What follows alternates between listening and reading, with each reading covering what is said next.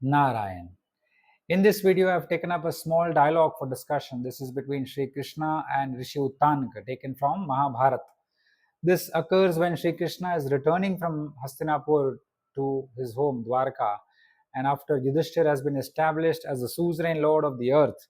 Sri Krishna lives there for a few months and then he returns to Dwarka. And on his way back, he happens to meet Rishi Uttanka, who lives near a desert hill, and they both exchange pleasantries. And then Rishi Uttank inquires of uh, the possibility of truce and peace being established between the Kauravas and the Pandavas. And he did not know that the war had happened. And Sri Krishna goes on to tell him that I tried my best, but the Kauravas did not pay heed to all my remonstrances, and they have all met with their death. And barring the five Pandavas, none today survive. And the Rishi is angry, and then he's willing to curse Sri Krishna. And then Sri Krishna explains it to him that providence is such that none of the gods, even the gods with their intelligence and might, cannot reverse. If someone has committed the deeds which are classified as adharma, someone has committed adharma, they will have to bear the consequences of those sins. This is the Vedic injunction, and this is what Sri Krishna is trying to tell the Rishi, that even I, as a human being, I am the supreme deity. Everything has originated from me, and everything will get dissolved in me. Even I tried to explain it to Duryodhan and Dhritarashtra, but since they all were under the clutches and the influence of adharma, they did not pay heed to my admonishments, and that is how they have met with death, because war was the only option. So he sends a message that providence is such that even he himself, Sri Krishna himself, cannot undo, he cannot reverse providence, because this is the message that if we commit certain karmas which are classified as adharma, then we have to bear the consequences of those sins. This is the Vedic injunction. And the second lesson from this particular dialogue is, then the Rishi is asked by Sri Krishna to ask for a boon. And then the Rishi asks that, since I live in this desert, I am always thirsty. And when I am thirsty, I am unable to find water very quickly. Whenever I want it, I have to go far and search for water. So please do something. Please give me a boon that whenever I think of water, the water actually appears to me. This is the boon that he seeks. And then Sri Krishna gives him that boon. And it so happens that in mysterious ways, when he thinks of water after a few days, a Chandal appears in front of him with a bow, arrow, and a sword, with a pack of dogs. He is stark naked, and water is actually flowing from his penis. And the Chandal requests the Rishi to drink water from his penis, and the Rishi denies it. And the Chandal again requests the Rishi to drink it. This is water, he says. Since you has asked for water, I will give it to you. This is water. You had asked for water, I am water. So I am giving it to you. Please drink it. And the Rishi again denies him, and then the Chandal suddenly disappears, and then he starts blaming Sri Krishna that he actually played me fool by giving me a boon. And then Sri Krishna again appears in front of him, and then he says that the Chandal that had come to you was none other than Indra, and the water that was flowing from his penis was none other than nectar. It was not water, it was Amrit, it was nectar. I wanted to give you nectar, but Indra told me that I will go in this form. If he accepts it, I will give it to him. If he denies, I will not give it to him.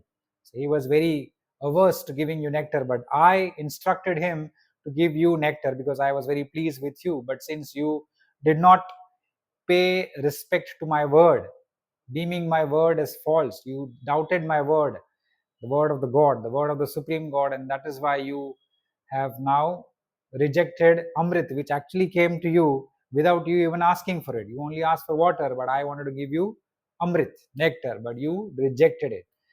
And then again, Sri Krishna said, I will again give you that boon, that whenever you are thirsty, certain clouds will appear above your head and they'll start pouring down water for you. And this is the boon then he gave to Rishi Uttank. And whenever he thought of water, the clouds appeared and then they poured down water for him to drink. And those clouds were then named as Uttanka clouds. Uttanka. clouds became famous in the desert area. So this is a beautiful story that whenever some blessing comes to us by the means of God, when God actually promises you, he appears in front of you, he promises you certain boons that you have asked for. It may come in any form, and it may come in a form which you think may be detestable, may be full of disdain and ugly looking. But if you accept it, they might be something more than you had actually asked for. So in case of Uttan, he only asked for water, but had he drank the urine, I mean, we think that it was urine, but it was actually water. Had he drank the water from Indra's penis, he would have actually drank nectar. He would have been immortal. So this is the message, that the blessings of gods comes in mysterious ways. We have to be very, very alert, be very cautious, and very, very open-minded about the words of the gods. We have to have full trust and belief in the word of the gods, that if they say so, if they promise certain things to us, they will come to be. This is the eternal word. ये video के लिए मैंने एक सुंदर संवाद लिया है श्री कृष्ण और ऋषि उत्तान के बीच में। ऋषि उत्तानक जो है वह एक रण के पास रह रहे थे, डेजर्ट में रह रहे थे, और श्री कृष्ण युद्ध के बाद, कुरुक्षेत्र में युद्ध समाप्त होता है, उसके बाद युधिष्ठिर को चक्रवर्ती सम्राट राजा घोषित किया जाता है। वह गद्दी पर बैठ जाते हैं और श्री कृष्ण वहां पर थोड़े महीने रहने के बाद फिर वह अपने द्वारका नगरी, अपने घर फिर से वापस लौट रहे हैं, और रास्ते में ही वह वहां पर रुकते हैं, और तो वहां पर उनको ऋषि उत्तानक मिलते हैं। और ऋषि उत्तानक बहुत ही फेमस है, उनका यश ख्याति बहुत ही दिव्य है, और उन्होंने बहुत ही अपने गुरु की सेवा की है, अपने पूर्वजों की सेवा की है। उसके माध्यम से उनको बहुत बड़े तपस्वी की ख्याति मिलती है, और वो जो बोलते हैं वह हो सकता है, ऐसा उनके पास तप है। तो ऐसे महान ऋषि को श्री कृष्ण फिर वहां पर मिलते हैं। पूरा रण क्षेत्र जहां चालू होता है, वहां पर एक पर्वत है, रण में ही एक पर्वत है, वहां पर ऋषि उत्तानक अकेले रह रहे हैं, और वह श्री कृष्ण उनको मिलने के लिए जाते हैं, उनका सम्मान करते हैं, सत्कार करते हैं, दोनों मिलते हैं, बैठते हैं, कुशल मंगल पूछते हैं, और फिर ऋषि उत्तानक उनको पूछते हैं कि आपने ये क्या किया? मुझे समाचार मिले थे कि आप हस्तिनापुर जाने वाले थे। आप कौरव और पांडव दोनों जो परिवार है, उन दोनों के बीच में आपको एक सुलह करनी थी। आपको जो उनकी जो बीच की जो शत्रुता थी, वो उसको आप दोनों को आपको मिटानी थी, और आप जाने वाले थे। तो मैं मानता हूं कि आपने शत्रुता मिटा दी है, और दोनों परिवार एक ही हो गए हैं, और दोनों परिवार साथ में रह रहे हैं। सभी भाई एक साथ मिल गए हैं, प्रेम से रह रहे हैं साथ में। ऐसा ही मेरा विश्वास है, ऐसा हुआ होगा। तो आप मुझे कृपा करके बताइए क्या हुआ है? और श्री कृष्ण ने फिर कहा कि आप जो सोचते हैं वैसा नहीं हुआ है। अभी मैं आ रहा हूँ, युद्ध समाप्त हुआ है, कुरुक्षेत्र में बहुत ही बड़ा युद्ध, घमासान युद्ध हुआ है, और उसमें लाखों लाखों क्षत्रिय मरे जा चुके हैं, लाखों स्त्रियां विधवा हो चुकी है, लाखों हाथी घोड़े सब रथी, बहुत ही रक्त की नदियां बह गई थी। इतना बड़ा युद्ध हुआ था, और 5 पांडव के अतिरिक्त और कोई शेष बचा ही नहीं है। तो यही अभी जो हुआ है, वो घटित हुआ है, वो मैंने आपको कहा है। और युधिष्ठिर राजा अभी चक्रवर्ती सम्राट के रूप में स्थापित हो चुके हैं हस्तिनापुर में, और पूरे विश्व पर वह राज कर रहे हैं। धर्म का राज फिर से लौट आया है। और ऋषि उत्तानक बहुत ही क्रोधित हो उठते हैं। उन्होंने कहा कि आपसे मुझे ये आशा नहीं थी, क्योंकि आप एक ही ऐसे समर्थ पुरुष है जो आप ये युद्ध रोक सकते थे, आप दोनों के परिवार को जोड़ सकते थे, आप में सब कुछ है, तो आपने ऐसा क्यों नहीं किया? तो मुझे बहुत ही क्रोध आ रहा है, मैं आपको श्राप देने वाला हूं। ये युद्ध से कितने योद्धा मर चुके हैं, सभी कौरव मर चुके हैं, कितनी स्त्री विधवा हुई है, कितना विनाश हुआ है पूरे पृथ्वी का, तो आपने ऐसा क्यों किया? और वह फिर श्राप देने लगते हैं, और फिर श्री कृष्ण उनको शांत करते हैं। वो तुरंत ही बोलते हैं कि आप पहले सुनिए मेरी बात ऋषिवर, आप शांत हो जाइए, मेरी बात पहले आप सुनिए। अगर आपको सुनने के बाद ऐसा लगे कि मैंने जो किया वो ठीक नहीं किया है, तो फिर आप मुझे श्राप दे सकते हैं। और फिर श्री कृष्ण उनको समझाते हैं कि मैं मैं जो हूं वो देवों का देव हूं, मैं सभी देवता में मैं पूजनीय हूं। सत्व रजस तमस जो जो प्रकृति के 3 गुण हैं वो भी मुझ पर ही निर्भर है। जो अव्यक्त है और व्यक्त है वो मुझसे ही उत्पन्न हुआ है। जो सत है असत है वो भी मुझसे ही उत्पन्न हुआ है।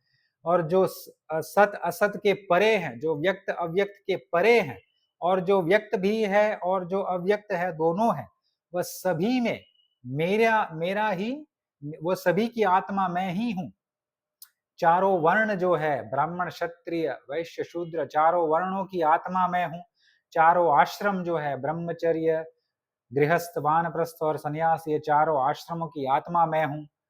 सभी जो गंधर्व है, विद्याधर है, सभी जो दैत्य है, सभी अप्सराएं हैं, सभी देवता हैं, वह मुझसे ही उत्पन्न हुए हैं। और कहां से उत्पन्न हुए हैं? और आप सुनिए, धर्म है वो मेरा मानस पुत्र है, वह सबसे बड़ा पुत्र मेरा धर्म ही है।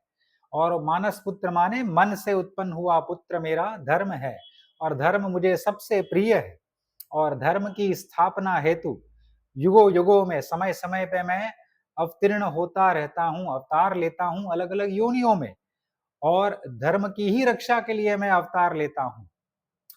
और जिस जिस योनि में मैंने जन्म लिया है, अगर मैं गंधर्वों की योनि में जन्म लेता हूं तो गंधर्वों जैसा व्यवहार करना पड़ता है। अगर विद्याधरों की योनि में मैं जन्म लेता हूं तो विद्याधरों जैसा व्यवहार करना पड़ता है। अगर मैं कोई प्राणी की योनि में जन्म लेता हूं तो मुझे प्राणियों जैसा व्यवहार करना पड़ता है। अगर मैं नागलोक में अगर मैं जन्म लेता हूं तो नागों की तरह मुझे व्यवहार करना पड़ता है। और इस युग में, इस समय पे मैंने एक मनुष्य योनि में जन्म लिया है तो मुझे मनुष्य जैसा ही व्यवहार करना पड़ेगा। मैं अगर मनुष्य होकर कोई प्राणी का व्यवहार करूंगा, जानवर जैसा व्यवहार करूंगा, तो वो उचित नहीं होगा। मुझसे ही सब सीखेंगे, मुझसे ही सब, मेरी ही अगर नकल करेंगे तो लोग, आने वाली पीढ़ी क्या सोचेगी? और फिर वो उनको समझाते हैं कि एक मनुष्य होने के नाते मैंने अपना पूर्ण प्रयास किया। मैं वहां पर गया था, मैं कौरवों को समझाने के लिए गया था। दोनों परिवार को मुझे भी एक ही करना था। मेरा जन्म का हेतु ही है धर्म की स्थापना, और कुछ हेतु है ही नहीं। तो मैं वहां पर गया, कौरवों को मैंने बहुत समझाया, मैंने बहुत सारे उदाहरण दिए। मेरे अर्जुन के बारे में भीष्म की भी नहीं सुनी उन्होंने, विदुर की भी नहीं सुनी। और तो और मैंने अपना योग बल से, योग शक्ति से मैंने उनको डराया भी। दुर्योधन को मैंने डराया, धृतराष्ट्र को डराया, और उनको मैंने भविष्य दिखाया कि ये आपके साथ होने वाला है। तो उन्होंने वो भविष्य भी नहीं माना।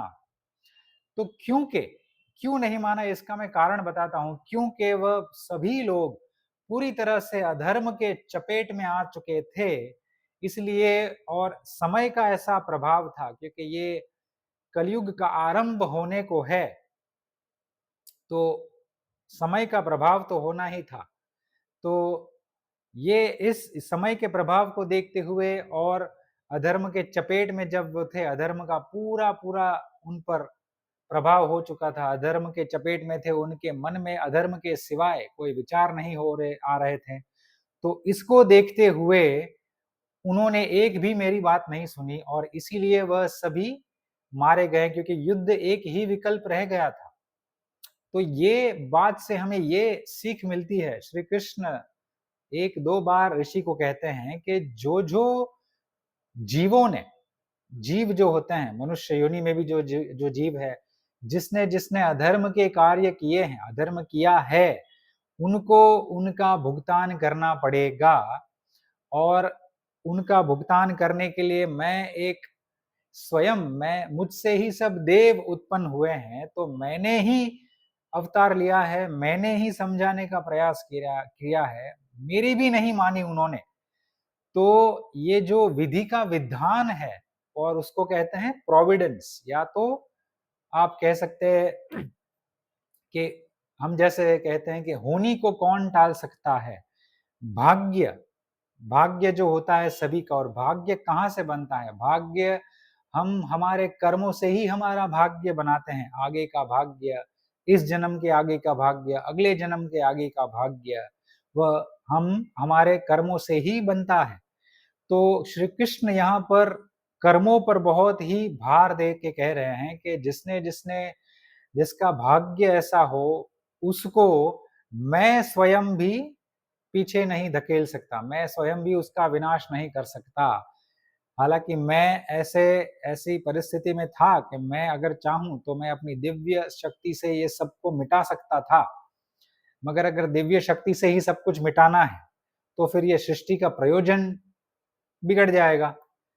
फिर कितने लोग ऐसे आके मर गए हैं तो उनके साथ फिर अन्याय हो जाएगा। अगर मैं केवल कौरवों को ही बचा लूं तो आगे आके जो मर गए हैं उनके साथ फिर अन्याय हो गया। तो मैं सभी के साथ न्याय करना चाहता हूं, सभी को मैंने कर्म करने की अनुमति अपनी स्वेच्छा से दी है। सभी लोग अपने कर्म करने के लिए स्वच्छंद है, और मैंने कर्म करने के लिए मैंने धर्मशास्त्र बनाए हैं, और वो नहीं मानते हैं तो फिर उनको अपने किए का करा उनको भोगना ही पड़ता है। अधर्म अगर उन्होंने किया है तो इसीलिए जो कौरव थे वह अधर्म के चपेट में थे, और समय का ऐसा प्रभाव था कि मेरे समझाने के बाद भी उन्होंने कुछ नहीं समझा, और इसीलिए युद्ध के सिवा और कोई विकल्प नहीं था, इसीलिए वह सब मारे गए। तो ये मैसेज हमें ये क्लियर मिलता है कि जो जो हम अधर्म करते हैं तो उसका जो भुगतान करना पड़ता है। अगर वो हमारा भाग्य बन गया है, अगर भाग्य बन गया है तो भाग्य को तो फिर देवता भी अपने सामर्थ्य से, अपने ज्ञान से मिटा नहीं सकते। ये श्री कृष्ण ऋषि उत्तान को कहते हैं कि देवता भी समर्थ नहीं है, सभी देवता मिला के। और मैं तो गया था अच्छा काम करने, मगर किसी ने माना नहीं, क्योंकि मैं मनुष्य योनि में था तो ऐसे ही बात करते हैं जैसा मैंने करनी चाहिए थी, और किसी ने माना नहीं। तो फिर मैंने युद्ध की घोषणा की। युद्ध अनिवार्य बन चुका था, अगर नहीं करते तो ये अधर्म बढ़ता जाता। और फिर अभी जो धर्म बढ़ेगा, तो अगर युधिष्ठिर और ये सब जीवित रहते, ये दुर्योधन की परिवार जीवित रहता तो बहुत ही अधर्म बढ़ जाता। तो उनका विनाश निश्चित था, और वह अपने भाग्य से ही मरे हैं, अपने कर्मों के फल स्वरूप ही मरे हैं। तो यही आप सीख मेन भगवान देते हैं कि जो अधर्म का कराया होता है वो देवता भी स्वयं अपने सामर्थ्य और ज्ञान से टाल नहीं सकते हैं। तो इतना बड़ा वाक्य श्री कृष्ण ने फिर ऋषि उत्तानक को कहा है, और बहुत ही सरल सूक्ष्म मैसेज है हम सभी के लिए। तो हमें क्या कर्म करने हैं, और कर्म करने के लिए भगवान ने हमें धर्मशास्त्र दिए हैं। धर्मशास्त्र हमारे जो जो वर्ण है उसके आधार पर हम जिए। आपत्ति काल में जो वर्ण है, जो वर्णों के जो धर्म है, वह हम इस समय हम कर सकते हैं पालन। तो ये बहुत ही सुंदर मैसेज दिया, और फिर ऋषि शांत हो जाते हैं, और फिर ऋषि उनको कहते हैं कि मुझे मुझे पता है आप ही से सब कुछ उत्पन्न हुआ है। मैं अभी समझ गया हूँ, आपने जो ब्रह्म ज्ञान मुझे दिया है, मैं शांत हो गया हूँ और मैं बहुत ही प्रसन्न हूँ। और फिर श्री कृष्ण फिर बहुत प्रसन्न होते हैं, फिर वो उनको कहते हैं कि मुझे आपको कुछ वरदान देना है। मेरे दर्शन जो है वह बहुत ही दुर्लभ है। तो ऋषि उत्तान को उनको कहते हैं कि मुझे एक इच्छा है कि आप जो अर्जुन को आपने दिव्य स्वरूप दिखाया था, वो स्वरूप मुझे आपका देखना है। तो ऋषि श्री कृष्ण ने वहीं पर, वहाँ रण में, वो दो ही थे, रण में अपना दिव्य स्वरूप प्रकट किया। जो विराट स्वरूप था, जो अर्जुन को भगवत गीता में दिखाते हैं, वही स्वरूप, वह हूबहू ऐसा ही स्वरूप वह ऋषि उत्तानक को भी देखने मिलता है। और वह देख के फिर प्रसन्न हो जाते हैं। वह कहते हैं कि आपने तो अपने पूरा पृथ्वी, पूरा पूरा आकाश, आधा ब्रह्मांड तो आपने अपने जठर में ही ले लिया है, आपके छाती और नीचे के हिस्से में ही सब आ गया है। तो कृपा करके अभी फिर से आप अपना सरल और सौम्य सुंदर मनुष्य का रूप धारण कीजिए, जो आप पहले में थे। फिर वो वापस अपने मूल रूप में आ जाते हैं, श्री कृष्ण के रूप में, और फिर वो कहते हैं कि मुझे आपको कुछ वरदान देना है, आप कहिए। तो ऋषि उत्तान कहते हैं कि एक मेरी समस्या है कि मैं यहाँ पर रण में रहता हूँ, मुझे जब भी प्यास लगती है तो मुझे पानी ढूंढने जाना पड़ता है, पानी तुरंत मुझे मिलता नहीं है। तो एक कृपा कीजिए कि जब भी मैं पानी के लिए सोचूं, प्यास लगे मुझे, तभी पानी उत्पन्न हो जाए मेरे समक्ष। तो वो वरदान दे देते हैं श्री कृष्ण और फिर वो चले जाते हैं। और थोड़े दिनों बाद ऐसा होता है कि उनको प्यास लगती है और प्यास बहुत बढ़ जाती है और फिर वो श्री कृष्ण को याद करते हैं, पानी को याद करते हैं। तो तुरंत ही उसके सामने से एक ऐसा काला काला सा एक पुरुष आता है, चांडाल पुरुष आता है, नग्न है और साथ में तलवार है, तीर है, धनुष है, सब लेके आता है और पूरा नग्न है और उनके साथ कुत्तों की टोली है। तो कुत्तों की टोली को लेके आता है और रण में उनको मिलता है। ऋषि तो आश्चर्य में पड़ जाते हैं कि रण में ये कहाँ से आ गया। और उसके जो मलमूत्र का जो साधन है आप कह सकते हैं, तो वहां से पानी बह रहा है। और वो चांडाल ऋषि को कहता है कि आपने पानी मांगा था तो मैं पानी लेके आया हूँ, आप पीजिए। तो ऋषि कहते हैं कि नहीं, मैं नहीं पीऊंगा। फिर वो वापस उनको कहते हैं कि ये पानी ही है, आप पीजिए। तो ऋषि कहते हैं कि नहीं, मैं नहीं पीऊंगा। बहुत बहुत क्रोधित हो जाते हैं और फिर 2 बार वो आग्रह करके फिर वह तुरंत ही गायब हो जाता है, अचानक गायब हो जाता है। तो उनको आश्चर्य होता है और फिर ऋषि फिर से क्रोधित होने लगते हैं। उनको लगता है कि श्री कृष्ण ने मेरे साथ छल किया है, मुझे बड़ा वरदान देकर गए और ऐसा वरदान थोड़ी होता है। तो उधर ही उसी समय फिर से श्री कृष्ण उनके सामने प्रकट होते हैं और फिर वह ऋषि उनको कहते हैं कि आपने ऐसा क्या किया श्री कृष्ण, आप ऐसे महान ब्राह्मण, आप तो ब्राह्मणों को पूजते हैं, आप तो ब्राह्मणों की थाली, जूठी थाली धोते हैं, पात्र उठाते हैं उनके, और आपने मैंने पानी मांगा और पानी देने का ऐसा कैसा साधन पुरुष के लिंग में से निकले, ऐसा थोड़ी मैं पानी पीऊंगा। तो श्री कृष्ण ने कहा कि आप फिर से भ्रमित हो गए। ये जो आए थे, वो जो आए थे चांडाल, वह स्वयं इंद्रदेव थे। और फिर वो उनको समझाते हैं कि मैं बहुत प्रसन्न हो गया था आप पर, तो मैंने ही उनको कहा था कि मुझे उत्तानक ऋषि को आपको मुझे अमृत उनको देना है, तो आप उनको जाके अमृत दीजिए। और इंद्रदेव कहते हैं कि नहीं, मैं किसी मनुष्य को अमृत नहीं दूंगा। तो फिर से मैंने उनको कहा कि नहीं, मुझे उनको देना है, आपको देना ही पड़ेगा। तो फिर इंद्रदेव उनको साथ एक पैक्ट करते हैं, एक अग्रीमेंट करते हैं कि ठीक है, अगर आप कहते हैं तो मैं दूंगा, मगर मैं एक चांडाल के रूप में जाऊंगा, एक शिकारी, शिकारी या चांडाल, तो शिकारी के रूप में जाऊंगा और अलग भेष धारण करके जाऊंगा। अगर वो स्वीकार करेंगे तो मैं दूंगा, अगर स्वीकार नहीं करेंगे तो मैं उनको कदापि नहीं दूंगा। आपको मेरी बात माननी पड़ेगी। फिर श्री कृष्ण कहते हैं ठीक है, चलेगा। तो फिर वो हमारे बीच में ऐसा एक करार हुआ था। तो श्री कृष्ण फिर उनको समझाते हैं कि वो आए थे, वह इंद्रदेव ही थे, और जो पानी जो बह रहा था उनके लिंग से, वह पानी नहीं था, वह अमृत था। और फिर ऋषि उत्तानक बहुत आश्चर्य में पड़ जाते हैं। फिर वह ऋषि श्री कृष्ण भी वापस कहते हैं कि नहीं, मैं आपसे और प्रसन्न ही हूँ। मैं आ, इसलिए मैंने ये किया क्योंकि आपने मेरी बात का विश्वास नहीं किया। मैं जब बोलता हूं कि पानी दूंगा तो पानी दूंगा, और मेरी वाणी कभी असत्य नहीं होती है। तो आपने विश्वास नहीं किया तो इसलिए आप भ्रमित हो गए। अगर विश्वास किया होता तो आपको अमृत मिल जाता। ये एक मैसेज है।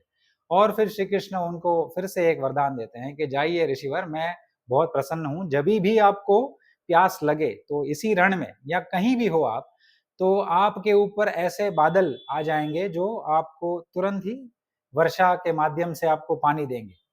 और वह बादलों का नाम फिर उत्तानक बादल कहा जाएगा, कहीं भी आप हो। तो ये फिर वरदान देकर फिर श्री कृष्ण चले जाते हैं। और फिर कभी उनको प्यास लगती थी तो तुरंत ही बादल आ जाते थे और बादल उनको बहुत ही टेस्टी वाटर, बहुत ही प्रिय, साधारण जो टेस्ट होता है पानी का वैसा नहीं, बहुत ही मीठा पानी भगवान उनको देते हैं, मानो अमृत ही है, ऐसा ही समझ के वह पी लेते हैं। और जब भी जहाँ जहाँ जाते हैं फिर वो रण में पानी उनको मिलता है उनके बादलों के द्वारा। तो फिर वह जो बादल है उनका नाम पड़ गया उत्तानक बादल। तो जहाँ भी अभी भी आज भी ऐसी महाभारत में लिखा है कि जहाँ जहाँ अभी रण है, रण के ऊपर जब वर्षा होती है तो वह उत्तानक बादल ही कहे जाते हैं। तो इसका मतलब ये हमें मानना चाहिए कि उत्तानक ऋषि कहीं वहां है, जो अदृश्य रूप में होंगे, जो पानी उनको प्यास लगी है और वो इसलिए वो उत्तानक बादल उनके ऊपर आए हैं। तो ये दूसरा मैसेज ये है कि जब भगवान वचन देते हैं हम जब कुछ भी मांगे, अगर हमारे सामने प्रकट हो गए और हमने कुछ वरदान मांगा और उन्होंने तथास्तु कह भी दिया, वरदान दे भी दिया, और अगर वो वरदान जब हमारे सामने आता है मगर अलग रूप धारण करके आता है, ऐसा रूप कि हमें पसंद ही ना हो, तो वो रूप ऐसा, तो हमें अगर भगवान की वाणी पर विश्वास अगर है, तो फिर जो आ रहा है, वरदान पूरा हो रहा है, वो कौन-सा माध्यम है, उस पर ध्यान नहीं देकर हमें वरदान पूर्ति पर ध्यान देना है कि भगवान ने जो कहा था वो तो हुआ ही है। माध्यम की तो कुछ बात ही नहीं हुई थी कि भई मैं आपको इंद्रदेव के लिंग के द्वारा आपको अ, पानी दूँगा, ये तो बात ही नहीं हुई थी। उन्होंने कहा था कि आप जब पानी के बारे में सोचेंगे, प्यास लगेगी तो पानी आपके पास आ जाएगा। तो ये भगवान का वचन था। तो हमें अगर भगवान के वचन पर विश्वास है, अगर हम पूरी तरह से विश्वास रखकर हम जिए, तो फिर भगवान जो कहते हैं वह होकर ही रहता है। ये अगर ये हम तो इस पर तो बात ही नहीं कर सकते यहाँ पे कलयुग में कि भगवान किसी के सामने प्रकट हो। हम तो सब कलयुग में जी रहे हैं, फिर भी संभव है। मगर अगर हम एक दृष्टि से ये देखें कि शास्त्रों का जो वचन है, शास्त्र स्वयं नारायण है, शास्त्रों का जो वचन है, अगर हम उसका भी पालन करें, तो भी वह भगवान की आज्ञा का पालन करना समझा जाना चाहिए। और अगर हम भगवान की आज्ञा का पालन करेंगे, भले ही हमें कष्ट हो, मगर भगवान ऐसा कहते हैं कि अगर आप ये करेंगे तो मैं आपको ये दूँगा। भले वो कष्टदायी हो, मगर वो दूँगा जो शब्द है वो तो भगवान को भी अभिष्ट है, भगवान को देना ही पड़ता है। क्योंकि हम भगवान का कहा ही मानते हैं, तो भगवान भी बाध्य हो जाते हैं वहाँ पर हमें देने के लिए, फल देने के लिए। तो ये दूसरा एक मैसेज है कि भगवान की वाणी, देवताओं की वाणी कभी भी वह अफलित नहीं होती है, वह सदैव फलित ही होती है। जो कहते हैं, उनके मुख से जो निकल जाता है, वो होकर ही रहता है, क्योंकि वह ब्रह्मवाणी है। तो ये दूसरा सीख, बहुत ही ब्यूटीफुल सीख हमें मिलती है। पहला पहली सीख यही है कि हमें अधर्म अगर करेंगे तो उसका भुगतान हमें करना पड़ेगा, स्वयं भगवान भी रोक नहीं पाएँगे। ये बहुत ही इम्पोर्टेंट है कलयुग में ख़ास करके, जहाँ पर अधर्म तो बहुत ही अभी ज़ोर पकड़ रहा है। तो उसमें हमें बहुत ध्यान रखना है हमारे कर्मों को लेकर। और दूसरा ये कि भगवान की जो वचन है, जो शास्त्रों के माध्यम से हमें मिलते हैं, तो उसको भी अगर हम पालन करें, विश्वास रखकर, अंधा विश्वास रखकर भी पालन करें और हम कष्ट भी भोगे, तो भगवान हमें अंत में पानी के बजाय अमृत भी दे सकते हैं। भगवान इतने दयालु है, मगर हमको इतना विश्वास नहीं आता है भगवान पर। इसीलिए हम जो अमृत आया होता है, वो पानी भी नहीं समझते और हम छोड़ देते हैं। मगर हम पानी माँगे तो भगवान अमृत देने के लिए भी सज्ज है, तैयार है। वह बहुत प्रसन्न होते हैं, जब कोई धर्म का पालन करता है, उनकी आज्ञा का पालन करता है, तब वो बहुत प्रसन्न होते हैं और पानी माँगो तो अमृत ही मिलता है। यही भगवान का नियम है, यही इसकी सीख है। सो ऐसे सुंदर मैसेजेस अगर आपको पसंद है, ऐसे वीडियोस पसंद है, तो you can follow my channel, subscribe to my channel. और गोवर्धन मठ नाम की एक सुंदर चैनल है यूट्यूब पर, उसको आप अवश्य सब्सक्राइब कीजिएगा, बिकॉज़ उसमें ऐसा आपको ज्ञान मिलेगा जो कहीं नहीं मिलेगा। संपूर्ण शास्त्र का ज्ञान आपको उससे मिलेगा, क्योंकि उनके मुख से केवल और केवल शास्त्र ही निकलते हैं। तो आप अगर वो सुन लेंगे और फिर धारण करेंगे अपने जीवन में, तो आपका कल्याण निश्चित है। शिव शंकर प्रलयंकर।